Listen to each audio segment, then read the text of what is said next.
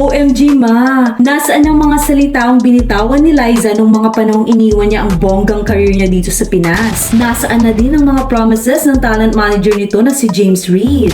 June 2022 lang nung pumirma sa Careless Music itong si Liza. Then 2 years lang oh. Kalasagad, hilig mo naman mang iwan ma. And yes naman ma, sa ilalim naman ng Careless Music, nabigyang patotoo naman ang dream ni Liza na Hollywood career kung saan nakita naman natin siya sa ilang international events at ilang Hollywood star din ang kanyang nakahalubilo. Nabigyan din naman siya ng unang Hollywood project sa American film na Lisa Frankenstein na pinalabas nung unang bahagi ng taon. Hindi na nakitaan si Liza ng kahit na anong ganap with her management. Kaya pala umiere na lang ito sa social media sa pagmomodel niya at pagiging social media influencer at pagdalo na lang ng mga fashion events. Kaya pala di na siya pinopromote ng Careless Music since August 2024. Mas lalo itong naging chika nung in-unfollow ni Liza ang Careless Music sa kanyang Instagram. Pero tinuldukan na mismo ng pamunuan ng Careless Music nito ng September 14, 2024 na hindi nasakop ng kanilang management si Liza simula pa noong July 29, 2024. Eto nga ang malupit man na chika sa mama niyon ang dahilan ni Liza sa kanyang pagkalas ay dahil nga daw kumalas si Jeffrey O sa Careless Music kaya pati siya umayaw na din. Jowa ang peg. Iniwan niya ang lahat, even si Enrique Hill na di umano'y patuloy pa rin na